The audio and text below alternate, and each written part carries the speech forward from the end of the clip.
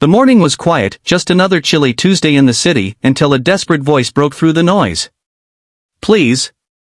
"I can't walk," whispered a trembling woman, lying helplessly on the sidewalk beside her fallen wheelchair. Most people walked by, eyes fixed on their phones, pretending not to see.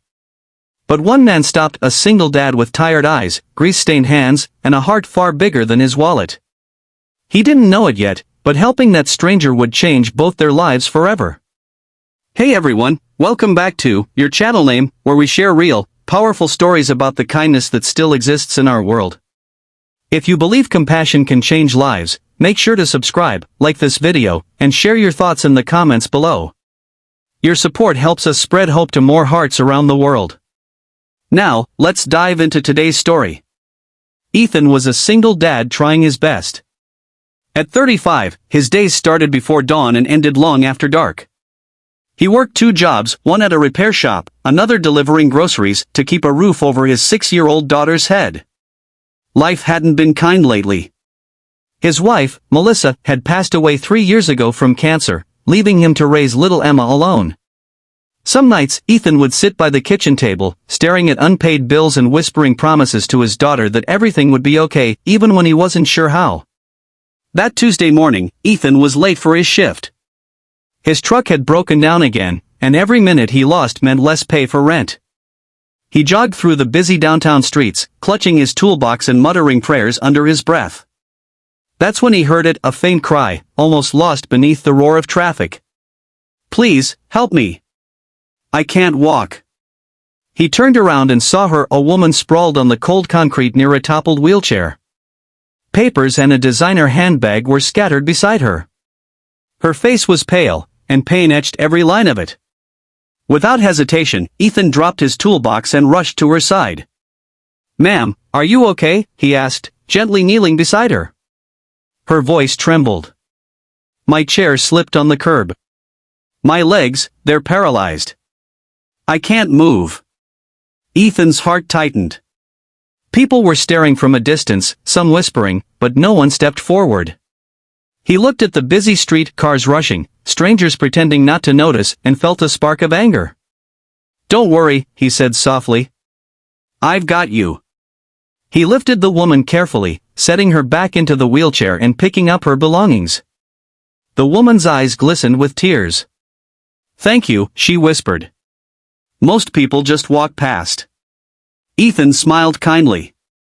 "No one should be left lying on the ground." She introduced herself as Lydia, and though she tried to hide it, Ethan noticed her hands trembling, not from fear, but exhaustion. He offered to push her to the nearby cafe so she could rest. Inside, he ordered her a cup of tea, though he could barely afford his own lunch, and sat quietly across the table as she regained her breath. The silence was gentle, filled with unspoken understanding. "You're very kind," Lydia said finally. "You didn't even ask who I was." Ethan shrugged. "Didn't need to. You needed help, that's enough." She looked at him curiously. "You're not from around here, are you?" He chuckled. "Just trying to get by. My little girl's waiting at home. I fix cars, deliver groceries, whatever pays the bills." Something in his simple honesty touched her deeply. Lydia wasn't just any woman, she was the CEO of a major tech company in the city. But lately, her life had felt empty despite the success. She had money, luxury, and power, but not genuine kindness. Not until now. As they talked, Ethan shared small pieces of his life, how Emma loved drawing rainbows on their old refrigerator, how he missed his wife every day, and how sometimes he wished the world was a little softer. Lydia listened silently, her heart swelling with both sadness and admiration. She saw something rare in him, humility and goodness, the kind of light money couldn't buy.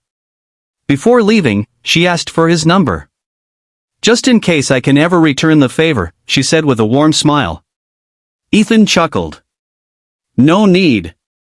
Just take care of yourself." A week passed. Ethan forgot about the encounter, too busy juggling bills and bedtime stories. But one Friday evening, as he arrived home from work, a sleek black car pulled up in front of his small apartment. Lydia stepped out, dressed simply this time, holding a small gift bag. Emma, curious as always, peeked from behind her dad's leg. "Ethan," Lydia greeted, her smile genuine. "I hope I'm not intruding." He was stunned. "Miss Lydia? You didn't have to." She handed him the bag. Inside was a brand new laptop and a handwritten note, "For Emma, so she can dream big." Ethan's voice cracked. "You didn't have to do this." Lydia looked around the modest apartment behind him, the peeling paint, the small couch, the warmth of family despite the struggle. "You helped me when you didn't have to. I wanted to do something kind in return." That evening, Lydia stayed for dinner. She laughed as Emma showed her crayon drawings and proudly announced she wanted to be an artist. For the first time in months, Ethan saw real joy in his home again. After that night, Lydia began visiting often.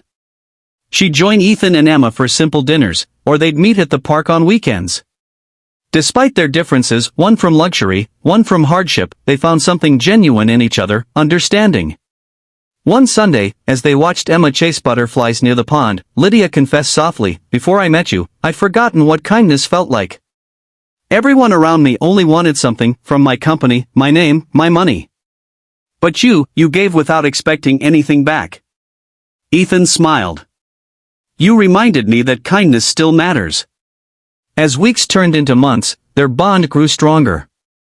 Lydia sponsored a small scholarship fund in Emma's name and secretly arranged for Ethan's repair shop to get new contracts. When he discovered it was her doing, he protested, but she simply said, "Kindness deserves a ripple." Then one day, Lydia called him in tears. "Ethan, they're trying to remove me from my position at the company. They say I'm too soft, that I care too much." He met her eyes with calm determination. "Then prove them wrong with kindness. Show them that caring isn't weakness." Inspired by his words, Lydia faced her board the next morning. Instead of fighting with anger, she spoke about leadership with compassion, how a company's strength came from its humanity. Her speech went viral online. She kept her position, but more importantly, she changed her company's entire culture. Months later, she launched a new foundation helping people with disabilities find accessible jobs. She named it the Emma Project, after the little girl who had reminded her what hope looked like. A year after that fateful morning, Ethan, Lydia, and Emma stood together at the opening of the foundation's new center. Reporters snapped photos, but Ethan didn't care about fame. He just smiled, watching Lydia beam with pride as Emma cut the ribbon with tiny, excited hands.